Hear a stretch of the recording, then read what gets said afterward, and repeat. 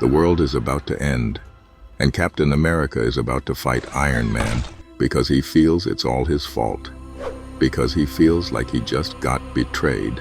You see, there was once a secret group known as the Illuminati, made up of some of the most influential heroes of their time, whose mission was to protect the world from large-scale threats. And one of the biggest threats and events in Marvel's history is about to unfold. Dear Goddess. Because just 26 hours ago in Wakanda, Black Panther noticed another Earth that was about to collide and destroy their world. But that's when a woman from that planet, known as Black Swan, and her team came to confront them. With them, they brought some kind of device, and when Black Panther approached her, Black Swan simply told him that the end is coming. Tell me, if I told you I came here to kill a world, would you try to stop me? I would do more than try. Of course. Anna Simtu Malaku. Kill them.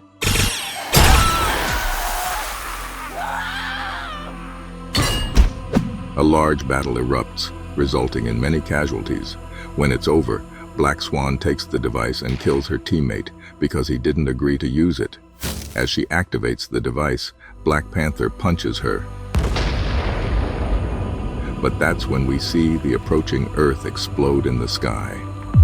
The next day, we see a plane land in Wakanda, and the Illuminati walk out. While Black Panther watches, he starts praying. Goddess, oh goddess, save me from what this world demands. Save me from thinkers, save me from summoners and the devil himself. Oh goddess, save me. Save me from what we are about to do. The Illuminati trap Black Swan, and Reed Richards, better known as Mr. Fantastic, interrogates her about what's going on. Black Swan begins talking about the great destroyer in the universe, explaining that none of them have any idea what's coming, so Reed asks her to elaborate. Meanwhile, Black Panther joins the Illuminati table. Doctor Strange asks why he decided to join them today, given that Black Panther had previously refused whenever the world was in danger. Black Panther responds that this time is different. This time, there might be no solution. And that's when Reed returns and simply tells everyone. Everything dies. You, me, everyone on this planet, our sun, our galaxy, and eventually the universe itself. This is simply how things are. It's inevitable, and I accept it as the untimely end of everything is what we face now. Reed explains that an early unnatural death of one universe triggered a domino effect, causing other universes to collide at the incursion point of the initial event, Earth. Simply put, this means that the multiverse is destroying itself, and other Earths will continue colliding with them, leaving them with only 3 options. Option 1, destroy their Earth, killing all its people, and save the other Earth along with both universes. Option 2, destroy the other Earth, killing its inhabitants and save both universes. Or Option 3, let both Earths collide, which will destroy not only the Earths, but both universes. And since this operates like a domino effect, they realize that Earths will keep coming. The incursions will continue happening, over and over again. The team begins considering any possible actions they can take. Reed shows the device Black Swan used to destroy the other Earth, but as they start discussing the possibility of using it, let me stop this conversation right here. Captain America interrupts, telling them to stop the conversation, insisting that they shouldn't even entertain such ideas. So Reed informs the team that each time a new Earth appears, they will have 8 hours to take action. Doctor Strange again expresses his concern, warning that difficult decisions will soon have to be made. In response, Tony reiterates that all possible solutions should remain on the table. But Captain America once again, I will not tolerate, I will not allow any talk of the necessity of necessary evil. And that's when he brings up the Infinity Stones, prompting everyone to agree on reassembling the Infinity Gauntlet and attempting to push the incoming Earth away. But when Black Panther and Reed leave the room, they realize that if this plan fails, Then we teach ourselves to do the unthinkable. We have to learn how to destroy a world. So, everyone begins preparing for another incursion. First, they locate the missing Infinity Stones. Then they create an early warning system to alert everyone about the incursions and implant it into each person's palm. And after some time, they go to Pakistan and see the Earth approaching. Tony decides that Captain America should be the one to use the Infinity Gauntlet, as the gauntlet acts as an extension of will. Captain America agrees, puts it on, and begins using it. Power! So much power!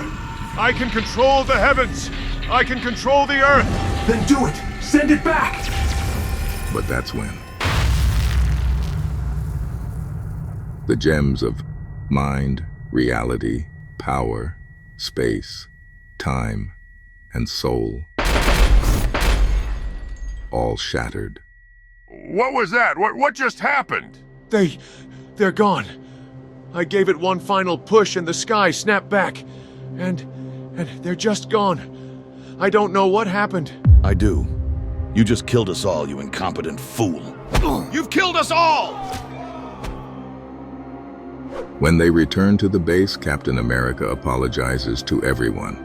He acknowledges that tensions are high right now, but advises everyone not to make any rash decisions, because despite the Infinity Stones being gone, they still managed to push the incoming threat away from Earth.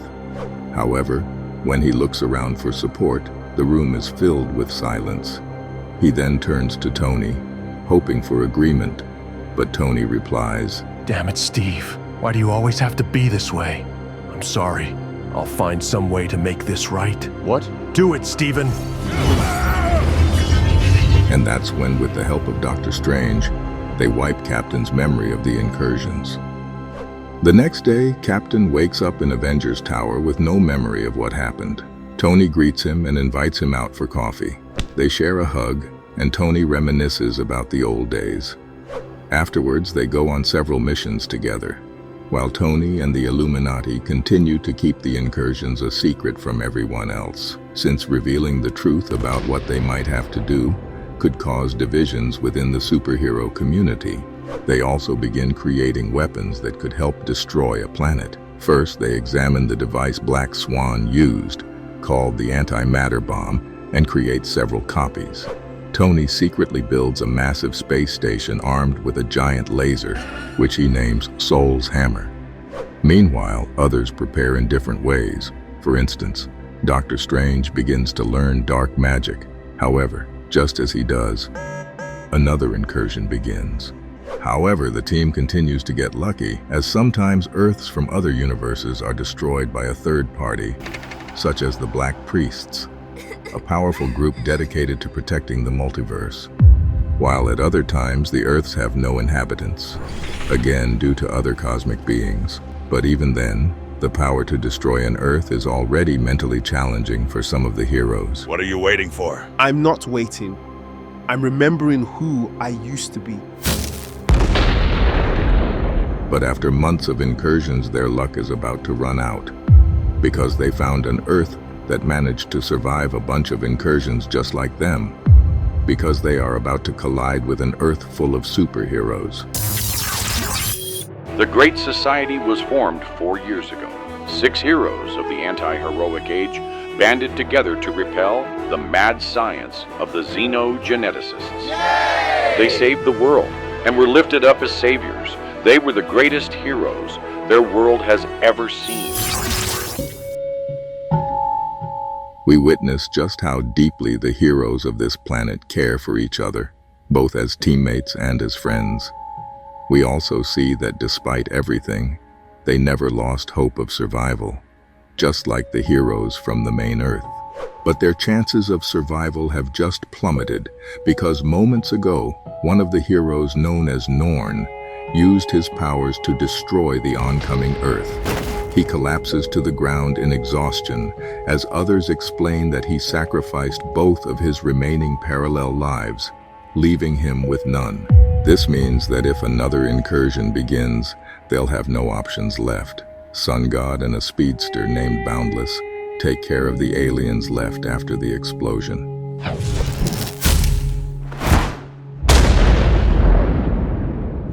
They start to congratulate each other on a job well done, but when they look up, they see Earth 616 approaching, and with no time to lose, the heroes arrive. They realize that Norn is powerless and won't be able to destroy the Earth, but then Norn gets up and urges everyone to have hope, suggesting that perhaps the beings who are coming aren't monsters, and that together they might still find a solution. When the Illuminati land, Sun God greets them, saying to his teammate, See, there is hope. The Illuminati inform the heroes that they've been observing them through a device they built, and they know the heroes have survived 3 incursions. The heroes explain that one time they used a wishing box to shift the Earth out of phase, but the box was destroyed in the process. As for the other times, they did what was necessary. Tony asks how they plan to handle this incursion, but Sun God admits they're out of options. When the heroes return the question, Tony and the others simply look at them and say, not to dwell on worst-case scenarios just yet. You do have a plan. You just don't want to tell us. You're hiding something. So Black Panther admits that they have an antimatter bomb capable of destroying a planet. Are you sure you don't have anything else? I told you already. We have hope. The tension escalates as they begin pointing fingers and shouting at each other, while the Illuminati attempt to explain that there's still time to come up with a solution. They talk and talk and talk until we see Namor growing more and more impatient, until finally... I'm tired of waiting for the inevitable.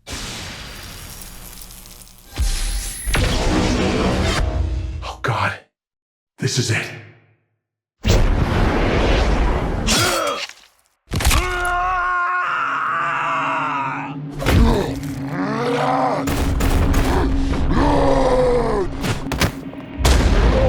Sun God overpowers the Hulk, while Boundless quickly dismantles Tony's armor in seconds. Norn brings Doctor Strange to the ground, but then we're taken to a flashback, a memory of Strange mastering the dark arts. He easily takes down Norn, and we discover that a young man is behind the suit. He then activates a mysterious spell and...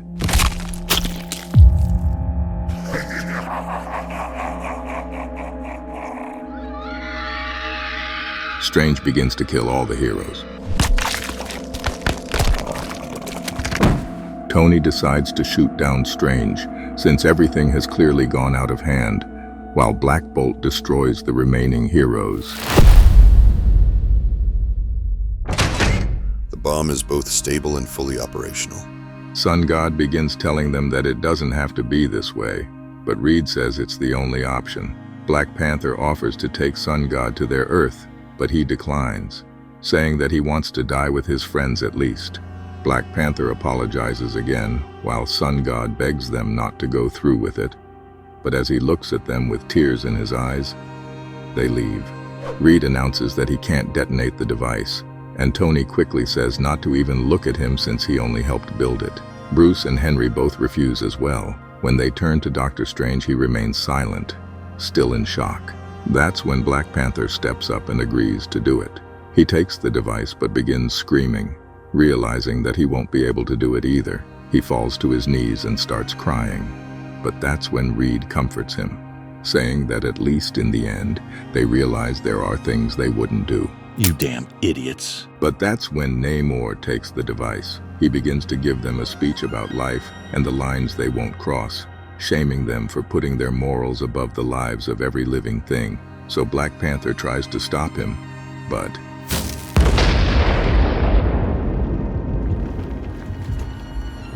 After this, he states that now they have all fallen. Doctor Strange points out that each of them secretly harbors some monsters within, and that they all made this choice. But that's when Black Panther, visibly furious, declares that Namor took that choice away from him. He attacks, leading to a fierce fight. Everyone tries to calm them down, while Namor continues to shout that this is what they will have to keep doing. Hulk restrains Black Panther, and Tony tells Namor to leave. He complies, but Black Panther warns him that the next time they meet, he will kill him. Everything dies. You, me, everyone on this planet, our sun, our galaxy, and eventually, the universe itself. This is simply how things are. It's inevitable, and I accept it. Another incursion begins. Black Panther and Reed both agree that they cannot be responsible for the destruction of another world, so they all decide to go home to spend their last minutes alive. Bruce starts drinking his last beer, while Beast tells his team about the world they destroyed. Doctor Strange enjoys tea in his mansion, while Reed goes to visit his daughter, who is staying with Doom. 1 minute until incursion. 50 seconds until incursion. 40 seconds. 30 seconds. 20 seconds. 10 seconds. Incursion. Incursion. Incursion plus 10 seconds. Incursion plus 20 seconds. What the hell? And that's when we see Namor, who with the help of other villains, has started to destroy the Earths. They keep killing everyone so brutally and ruthlessly that even Namor goes to Dr. Doom, asking for help to control them. They also call their team the Cabal. Around the same time, Captain America starts regaining his memories too. He goes to Black Widow and Hawkeye, instructing them to come with him. When they ask what's going on, he simply replies, "We have a traitor." Who? Tony Stark. Just to be safe. He also invites Thor and asks him to open the door leading to Tony. Yeah, it was unlocked. Captain tells Tony that his memory has returned, and now he knows everything about the incursions and their plans to destroy worlds. When Captain asks who was the first to let their moral code slip, Tony simply replies, "It was you." They get into a fight, but Tony quickly surrounds everyone with hundreds of his suits. But then, the shattered time gem suddenly reappears and restores itself. The gem begins transporting Captain America into the future. 48 years, 422 years, 51,028 years. In each future, he meets people who reveal what might lie ahead. Some urge him to kill the one responsible for creating bombs and dismantling weapons, Tony Stark, while others tell him that, regardless of his actions, the multiverse is doomed with no one left to save it. And when other cosmic beings suggest that the best course of action Captain America can take is to let the Cabal or others to continue destroying worlds, he firmly replies that he won't let that happen. They start calling Captain America foolish for not understanding the importance of this, but he simply responds, You people telling me how I just don't understand. When it's you people, you clever people who don't get it. I don't let people die because it's the lesser of two evils or expedient or because it serves the greater good. I don't compare the act against something else. I see someone who needs help, and I help. I rescue the helpless, I raise up the hopeless. I don't measure people's lives. Captain America, no one here cares. When he returns, Tony has already escaped. Captain simply informs the new Avengers that he will reveal the truth about the incursions and that they will begin hunting down every member of Tony's and Reed's secret society. The game of cat and mouse begins. In one storyline, Captain America faces off against a villain named Iron Nail, who neutralizes the super soldier serum in Steve's body, causing him to age rapidly and lose his powers. Yet this doesn't stop him from leading and guiding his team. So some members of the Illuminati go into hiding while attempting to find a way to stop the incursions. Meanwhile, Tony is captured by the Cabal, but Black Widow and Spider-Woman come to his rescue on one condition. He must admit that, like Steve, he was wrong in his decisions. This infuriates Tony, and he begins shouting that he was never wrong. Unmoved, Black Widow and Spider-Woman walk away, leaving Tony yelling in frustration. Great! Walk away! It doesn't matter, you'll be back! But make sure when you do come back because you need me, that it's on your knees. After some time, Captain America and his team manage to track down Reed. A fight breaks out, but with the help of his wife, the Invisible Woman, Reed manages to trap them all. Reed and Susan agree to release the team on the condition that Captain America listens to their plan. Captain agrees, and they begin explaining their strategy to take down the Cabal. Namor arrives, offering his assistance since he acknowledges that things have spiraled out of control. They all agree to face trial for destroying worlds once this is over, except for Black Panther, who remains unwilling.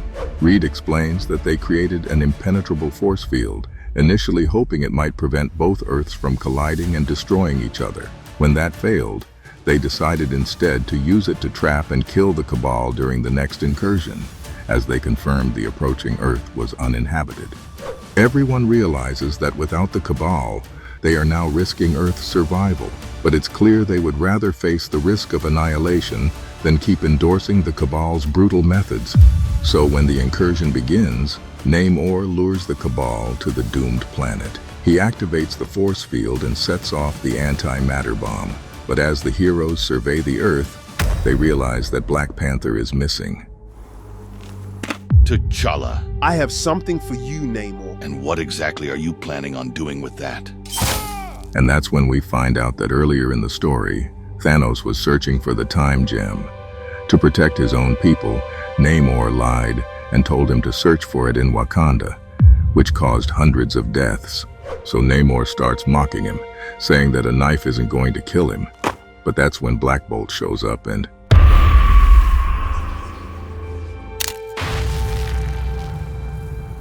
When they return, Captain America asks T'Challa where Namor is, but he simply responds that he won't be coming. On top of that, cosmic beings like the Shi'ar Empire realize that if Earth is destroyed, the threat to the universe as a whole will be eliminated, so they send their entire armies against it.